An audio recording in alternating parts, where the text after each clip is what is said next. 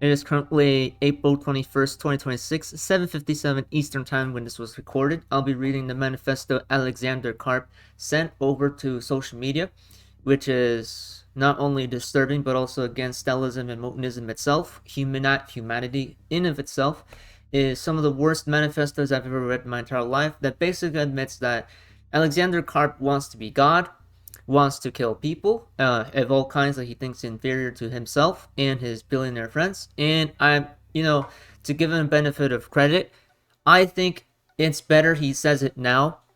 To be honest, I think it's better he says it now and admits, look, I want to take over the world.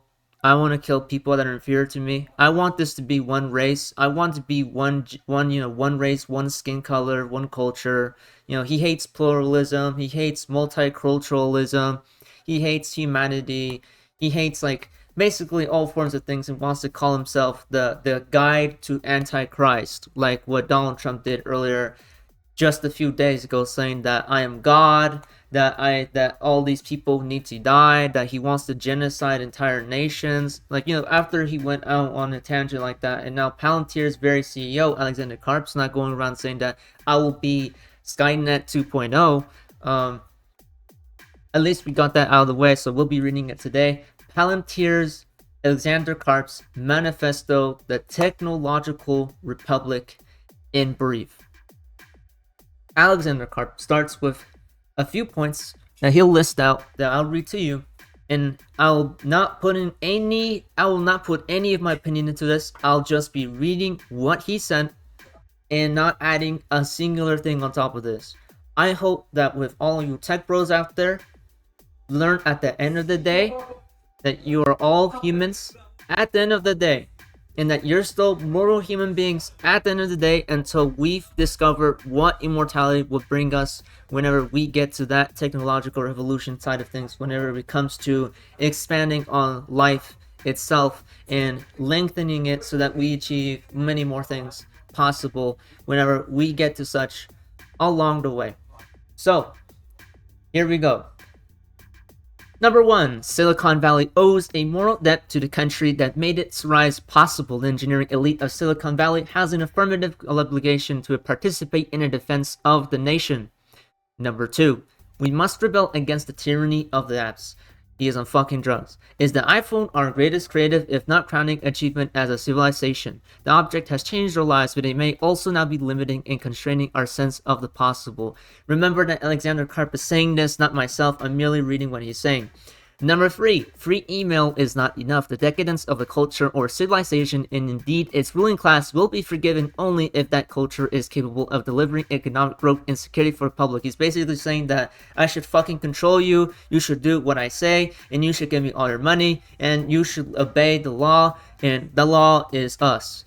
Anyways, he says, point number 4. The limits of soft power or soaring rhetoric alone have been exposed. The ability of free and democratic societies to prevail requires something more than moral appeal. It requires hard power, and hard power in this century will be built on software. He's saying that AI war drones are the solution and that you should fucking obey the law, and the law is us. Point number 5. He says, the question is not whether AI weapons will be built, it is who will build them and for what purpose. Our adversaries will not pause to indulge in theatrical debates about the merits of developing technologies with critical military and national security applications. They will proceed. He's basically saying that all my tech friends out there are also anti-Christ, anti-humans, and they want to take over the world, and we should do it together, and that AI weapons should be made better so that we can take over the world faster and that we kill more people. Like if it's a video game, it's like a video game to him because he's so rich and powerful that he honestly doesn't see humans as humans. He sees them as products, to be amended from. Point number 6, he says, national service should be a universal duty. We should, as a society, seriously consider moving away from an all-voluntary force and only fight the next war if everyone shares in the risk and the cost. He's basically saying that if you don't fight wars for us and you don't do what we say, we will draft you by force and we will make you kill innocent people for absolutely no reason. That is what he's saying. He's saying that if we become national service, you and everybody you know and your entire family must fight a war. And you will be forced to. Point number 7, if a US Marine asks for a better rifle, we should build it. And the same goes for software. We should as a country be capable of continuing a debate about the appropriateness of military action abroad while remaining unflinching in our commitment to those who have asked to step into harm's way. Then he says, point number 8, public servants need not be our priests. Any business that compensated its employees in the way that the federal government compensates public servants would struggle to survive. He's basically saying that if rich people and evil people are not in power and that they don't get what they deserve, he will take and strip us of our rights and our money and our freedoms and say that fuck you, rich people should step on you and you should fucking shut up and do what we tell you. That's basically what he's saying. Then he says, point number 9, we should show far more grace towards those who have subjected themselves to public life. The eradication of any space for forgiveness, a jettisoning of any tolerance for the complexities and contradictions of the human psyche may leave us with the cast of characters at the helm we will grow to regret. He is basically saying that you should give us everything that you ever think of and made, and you should credit all to us, and that we're superior, and that, you should never give forgiveness. You should give forgiveness to all those that are rich and powerful and evil who worsen the world and the planet itself, and that you should shut the fuck up and do what they tell you to do. Then he says, point number 10, the psycholization of modern politics is leading us astray. Those who look to the political arena to nourish their soul and sense of self will rely too heavily on their internal life, finding expression in people who they never meet will be left disappointed. He's basically saying that if you are not on my side, you'll be disappointed and you are inferior to me, and that you should do what I tell you to do. Then Alexander Karp says, with the point number 11, our society has grown too eager to hasten and is often gleeful at the demise of its enemies. The vanquishing of an opponent is a moment to pause, not rejoice. He is basically saying that what Netanyahu's genocide is doing is that it's a good thing, and that he is merely purifying an entire country's existence and saying that it's totally fine and it's totally acceptable to do. So we should genocide other countries and think that's okay as well. Then he says, number 12, the atomic age is ending. One age of deterrence, the atomic age, is ending, and a new era of deterrence built on AI is set to begin. He is not wrong, but he also is saying that I want to conquer the world with AI. Then point number 13, that no other country in the history of the world has advanced progressive values more than this one. The United States is far from perfect, but it's easy to forget how much more opportunity, guys, he said the O word, opportunity, exists in this country for those who are not hereditary elites than any other nation on the planet. He's basically saying that if you're not born from my bloodline, you are fucked. You should do what I tell you to do. You should shut up and you should obey the law, and the law is us. And if you're not born within my family, you do not get any say or power in the nation or the world. And he's basically admitting to saying that fuck you, elites rule, and if you're not hereditary, you are inferior and your blood is merely a peasant's. Then he says, point number 14, American power has made possible an extraordinarily long peace. Too many have forgotten or perhaps taken for granted that nearly a century of some version of peace has prevailed in the world without a great powerful military conflict. At least 3 generations, billions of people and their children and now grandchildren have never known a world war. You are factually wrong. We've had done numerous and dozens of proxy wars and have lost hundreds of thousands of lives, millions accrued from decades. Alexander Karp. As a matter of fact, we were never in peace, and we've always been at war with certain different countries. Look at the amount of regime changes we did in different countries, and the amount of Americans we threw out into different countries to lose the lives of, and we don't even know what their names are. They're gone. I don't think we were in peace. And then Alexander Karp starts with point number 15. The post-war neutering of Germany and Japan must be undone. The defanging of Germany was an overcorrection for which Europe is now paying a heavy price. A similar and highly theoretical commitment to Japanese pacifist will, if maintained, also threaten to shift the balance of power in Asia. He's basically saying that Adolf Hitler is the smartest man he has ever seen. He's saying Adolf Hitler is the best person. He's saying that Nazism is a good thing, and that we are a superior race, and that white people are better, and that intelligence is decided by him, and that's saying that Nazis are good and that Adolf Hitler was a genius. That's basically what he's saying, because not only did Japan and Germany also embrace Nazism and were taken over by a full-on dictatorship rule, they were taking over countries and literally causing death for numerous different countries during World War II and World War I. If he had done his research, he knows that what he's saying is basically saying we basically were too rough on Germany because Hitler was still around. So you all know, historically, Japan was also doing genocide in Korea. And let me tell you, where do you find that in American schools? Did they tell you about the genocide? No, I don't think so. Then point number 16, Alexander Carper says, we should applaud those who attempt to build where the market has failed to act. The culture arm of Snickers has Musk's interest in grand narrative as if billionaires ought to simply stay in their lane of enriching themselves. Any curiosity or genuine interest in the value of what he has created is essentially dismissed, or perhaps lurks from beneath a thinly veiled scorn.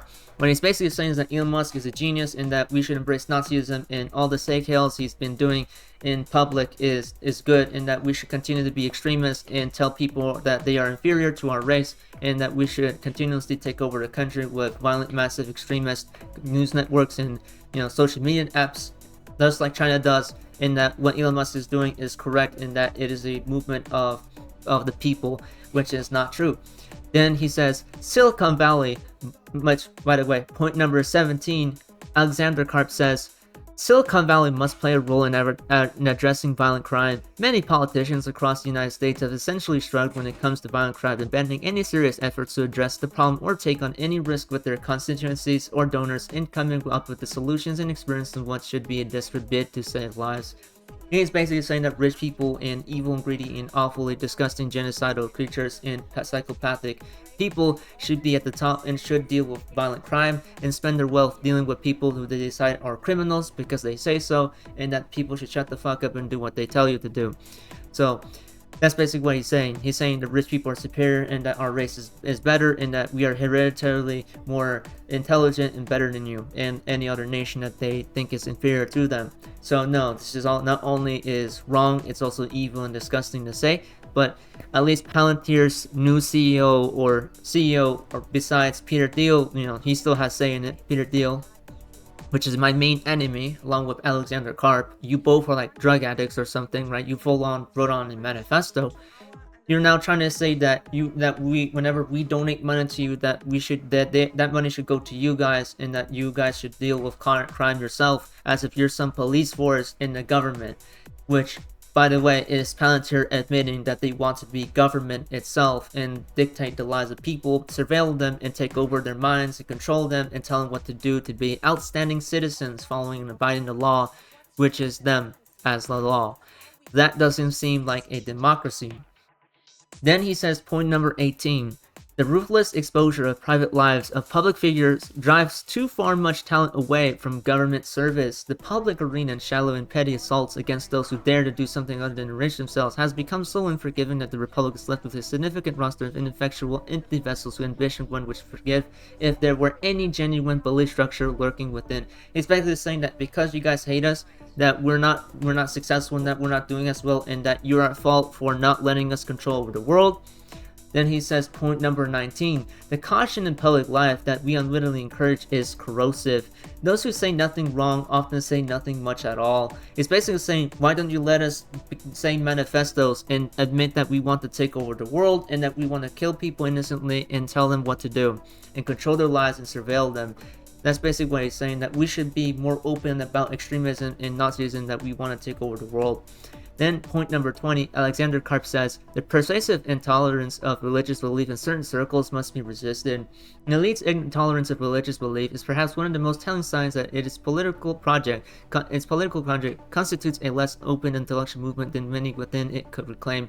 That is some of the most ironic and most hyperbole thing you can say in your statement, Mr. Alexander Karp, because I've been studying you, and as a matter of fact, lots of politicians are religious themselves and use religion as a way of means and beliefs to prove that their agenda is effective when it's not, and it's just a scheme to steal people's money and get votes and tell them, hey guys, I don't care about you, you should eat my throat and eat my Swedish meatballs, and you should do what I tell you to, and I only care about rich people, and that you should shut up about it and only give me more money.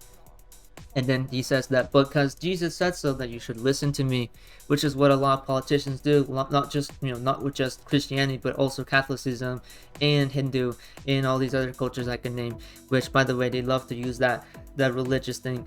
So as much as you think that a lot of politicians are avoiding religious beliefs or religious counters and religious scams. They already been doing it, and they've been doing it for decades. You are factually wrong. Then he says, point number 21, some cultures have produced vital advances, others remain dysfunctional and regressive. All cultures are not equal. Criticism and valid judgments are forbidden. Yet this new dogma glosses over the fact that certain cultures, and indeed subcultures, have produced wonders, others have proven middling and worse, regressive and harmful. He's saying that if you're not in my culture and I don't believe in your culture, you are significantly inferior to me and you should listen to what I say, and that you should let me control you, and you are an inferior human race and you're an inferior part of the human race, and that you should be treated as a slave with less rights, and that you should shut the fuck up and do as what I tell you and let me surveil you and literally note down everything you do in your life. So that's why he's basically saying that all other cultures are inferior. He's basically saying that lots of cultures are harmful because he said so. That's literally what Adolf Hitler would have said. Then point number 22, we must resist the shallow temptation of a vacant and hollow pluralism. We in America, and more broadly the West, have for the past half-century resisted defining national cultures in the name of inclusivity. But inclusion into what? He said, excerpts from the #1 New York Times bestseller, The Technological Republic, Hard Power, Self-Belief in the Future of the West by Alexander C. Karp and Nicholas W. Zamiska. Tell me what you think. Leave down your comments down below. This is not only the most worst thing I could have read this year, it's an admission of Palantir CEO Alexander Karp saying that you should listen to what I say, that you should let the rich take over you, you should do what we tell you to do, and that you should shut the fuck up, and that your cultures are inferior, war should be good, and that you're going to be forced to fight the wars we tell you to do so. And he's saying that I actually want to be racist, and I love Hitler and Nazism itself. And he says that we should not have soft power, that we have to be more on hard power, which is basically saying that we're going to use soldiers and terrify you and tell you what to do by pointing a gun at you and surveilling what you do in life, by spying on what you send people messages of, what photos you take, where you go, where you search up, where you buy stuff, what you should buy and what you shouldn't buy, and what you express, what religion you believe in, and what you should do. This is not only anti-human, anti-Motonism, and anti-democracy itself, it's also very fascist, techno-fascist, totalitarian, authoritarian.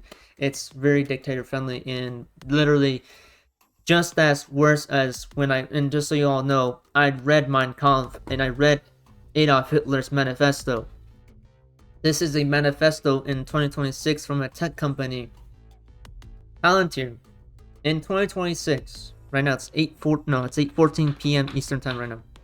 This is from a tech company. We're in 2026, and this guy is like talking like if he's the king, like he's God. So you all don't think this is coming from some random person I'm reading the comments of? This is literally Palantir CEO. This post has 33 million views as of recording this. Let me repeat it. It has 33 million views. It has been posted all over the news. This is a manifesto written by Alexander Karp. Not only is this a threat to humanity itself, he's basically admitting, hey, I want to take over the world and you should do what I tell you to do. And we're going to take over a lot of the military industry complex so that you listen to us and obey us and sign up numerous digital surveillance contracts to keep watching what you do. And if you try to protest us, we'll arrest you and put you into jail for violating the freedoms that they have. So basically, he wants to take over the world. That's basically what I'm trying to say. So that's all I have to do. I've read this to you. Leave a like on this video, and if you're Alexander Karp yourself, leave a dislike and leave down a comment and a secondary manifesto for me to read in case anybody wants me to read that. That's all I have to say. This is pretty good. I think this is a good thing, a good step in Palantir's future. He at least admits that he wants to take over the world and that he hates people that are inferior to him, based on whatever that he thinks is inferior to him. So at least he says it out loud. He's not keeping it in secret through meetings or books or possible like decentralized applications or messages. So at least he's saying it now. And I tell you, the comments I'm seeing underneath this post here are like this looks like something out of like Cyberpunk, Terminator, Adolf Hitler's manifesto. Like, this looks like something out of like a fictional story. So this is Alexander Karp, or Alex Karp. He has 3 names, but basically known as Alexander Kedman Karp. This is the CEO and co-founder of the software company Palantir Technologies. As a matter of fact, this is the very guy who I'm against. Like, Donald Trump's like in second place. He's just like a dementia patient, right? He's just somebody I want to dispose of, along with Alexander Karp. Now that he's sent a manifesto, like, he's number 1 threat, right? We gotta deal with Palantir, Donald Trump. Elon Musk is just a decrepit billionaire, right? Multi-century billionaire who has money, right? He's not as scary. He's just like a rich dude who keeps ranting about stuff and buying out companies. So I feel like Alexander Karp is probably one of our largest enemies, because not only is he in support with Meta, by the way, Meta is the one behind all the lobbying, doing all the digital social media surveillance, laws that they're trying to pass through Congress, which they are lobbying millions or hundreds of thousands of dollars into, which is really visible, along with the Data Center Coalition, which I've exposed on this channel before. I can tell you all about it. Data Center Coalition. This right here is called the Data Center Coalition. If anybody wants to know who is supporting the Data Center Coalition, all you have to do is click on the member section, and it'll tell you all these things about who can be a member and who wants to. And here are all the DC data center owner operator members. Here are the people that support data centers that you literally hate and despise with your entire soul.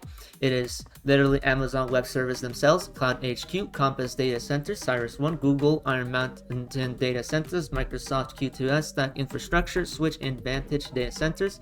And then here are the other, smaller eggs out there, along with Meta. By the way, Meta is one of our issues. And guess who? Not only who is in this list, guess who?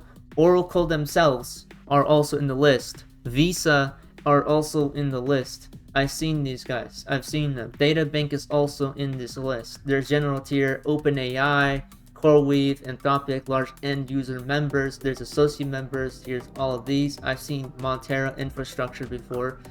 And what's insane is that originally Palantir was within this list, but they have Palantir owns different companies at this point, so you can expect that most of these guys are interconnected in some way. And in any case, that's my take on what is going on. I'm just basically translating what he's trying to say, because he tries to say it in an intelligent way, and it's not coming off as intelligent. This just comes off as a person who probably was on drugs and was working at the company and thought, I want to write a manifesto talking about how much I want to conquer the world and tell people how they're inferior to me. This is what Donald Trump has done. This is a result of allowing corruption flow so freely without consequence. Because there are people now defending pedophiles out there now. That's where we went, and saying that, yeah, we should kill other people innocently, and the innocent people, we should kill them, and it's justified because we said so, because the economy needs it, and that we have to, because we're passing we're trying to destroy the pluralism narrative, and he's just saying a bunch of bullshit. I've covered things on this channel for numerous years. I thought that I'd be reading a manifesto in 2026 from a tech company CEO. The last time I saw a manifesto from a tech company CEO was over a decade ago. Like a really solid one. Over a decade ago. So over a decade's passed by, and I guess we have our official. We have a bad guy in the story who clearly now openly says it. And we have Donald Trump. He openly says, I want to be God, and that you should listen to what I tell you to, and that I am fixing everything, and that I'm the Lord and Savior. And Palantir is saying that I am the messenger of God, and that I will enforce justice on the world. It's basically saying that using a technological republic narrative system basis type of thinking with a God mindset in it. So that's also there. And we also have Elon Musk. He's basically saying that rich people are superior. That's not what's going on. And at least now that I found out that, on this channel, this is why I invented Motonism in the first place. Motonism is a very thing against what Palantir is doing. Palantir is basically engaging in a more extreme form of techno-fascism. That's basically what they're doing. They want a techno-totalitarian government, which controls over people, their actions, what they buy, how they live, what they wear, what skin color, what kids they should have, and what the kids should look like whatever they buy, how they live, what they say, what they shouldn't say, can't say. It's all forms of like evil being admitted to, and then like at least he admits it. But yeah, stay safe, protest peacefully, and I think at this point on this channel I can say this legally. We have to burn down the company Palantir. We have to destroy it. We need a person who is a competent Democrat to take care of this, or an independent at least, because the Republican Party is not going to be doing that. Palantir is dangerous for the world. We should remove Palantir from the very face of the planet Earth, or at least pause its actions, and remove Alexander Karp as CEO, get him fired and arrested for basically treason and threatening to take over the world and genociding people, which by the way he has literally involved in invested money into genocide. So y'all know those AI war drones. Go look at Russia. You'll see what the genocide looks like. You know, all the bodies flying and the blood spilling all over the place. Look at Israel. You can look at the photo of the tomahawks hitting the girls' school that were all, you know, by the way, over 100 girls died there. And you're like, it's, you know, it's to remove pluralism, you know, it's just off the shoulder, you know, you just killed a bunch of innocent schoolgirls. You know, the photo of the backpack with the blood on it from the schoolgirl who was about to, you know, finish their school day. You know, you should look into that. Palantir loves that stuff. You know, now that they admit it, they love it. They love to kill people and invest money. And if it's not by their hands, they're willing to spend the money to kill people. Like how Elon Musk cut off USAID and is now allowing hundreds of thousands of people to die from sickness that is preventable, and Donald Trump destroying many forms of education, social media barriers, and content regulations that keep us safe and not surveilled by government that allowed us to get in this spot in the first place.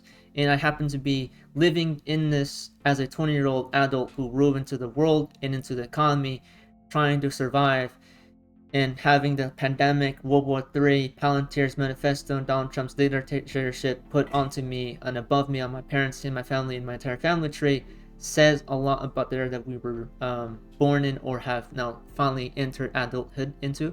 So every person that I know possibly are just going to ignore this. They probably don't even know this manifesto exists. They don't know about the huge oil gas crash that just happened yesterday, which is going to show 4 months of suffering is about to get worse and even more worse. You could look at the oil and gas economy. It's not looking good. Lots of countries are losing oil and gas, and they're using up their emergency reserves, which means that a global collapse is about to happen in the oil and gas industry, which usually affects other industries, because not only is oil and gas used everywhere still, we didn't transform ourselves into a more green progressive country, global geoengineered world. We're not even prepared for a oil and gas crash, which will lead to people's gas prices and oil prices shooting straight up, meaning it will affect cooking, driving, living costs, travel costs, if you're able to leave the country in the first place, and if you're able to even get to your job in the first place, which will now become trivial. And we have job layoffs going on in mass, and we're not even prepared for losing our jobs to AI, which tells you that along with Taiwan's, you know, involvement with China wants to take over Taiwan in 2027, so you know is less than a year from now. It doesn't look like we're in the exact position prepared for that. So I just want to say we're gonna have to be prepared for the worst that's about to happen within the next few weeks. I'm not even saying 5 years, I'm saying weeks. So not only do the people I know are probably never gonna see this coming because they don't pay attention. Most of the time they don't. Even my friends don't pay as much attention until I push them over to tell them, hey, look at this thing's going on. This is gonna happen, and everybody I know is about to be affected.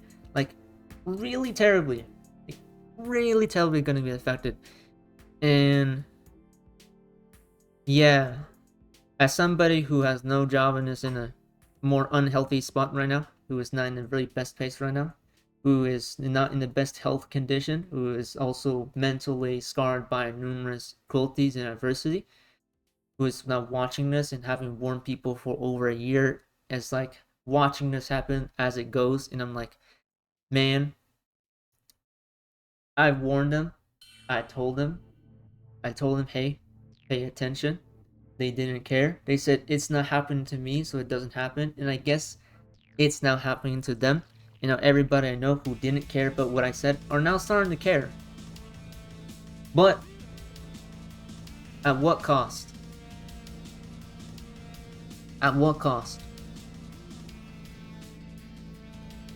Some of the very reasons why Donald Trump became dictator is because we decided to be negligible, right? We decided to be negligible, and then we neglected logical, rational discussion to be taken.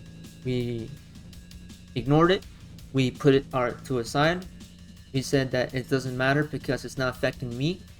We said that it's not of any relevance. We said that it's too dramatic. We said that it's not that serious. And now here we are. And I want to ask everybody who will possibly watch this video if they think life's getting better. Doesn't seem to be getting better. I think it's getting better for the wealthy, not the ones who are normally still living life and still looking at opportunities to live in an apartment with another 3 to 4 people, which is not looking as bright as it did. Now the ones who decided to say it's not that serious or it's dramatic are not going to suffer the consequences even worse. Now that oil and gas has collapsed just yesterday on the global economy, not the United States, the entire global economy, not the United States. I want to repeat, the global economy. That's not like one country or a city or a town. It's the world. It's all the global superpowers going, oops, we crashed the global oil gas economy, and we collapsed the entire music industry, and we've collapsed the technology industry on a global international scale, on a geopolitical scale unseen before in over a century. So that's all I have to say as the Projecttian here. This is why I invented monism for a reason, and I believe so. This is a big awakening in our mind, reading these 22 excerpts from the manifesto Palantir posted on their site, basically saying that that they want to take over the world and that they are very now closer than before to do so. Now, whenever anybody wants to read something as evil as the Mein Kampf, what Adolf Hitler wrote back in the day, they can just read the Technological Republic, Hard Power, Self-Belief in the Future of the West, because now, Alexander Cart, I give you that thing. You are really good at doing this. You know, I thought Kikasha's Stellism project was evil, but this is like next level evil, just saying that fuck you, you should do what I tell you to do type of evil. This is crazy. With all that. And here's all of this. Anyhow, they step out there, protest peacefully, and I think this is quite enough for that one on it.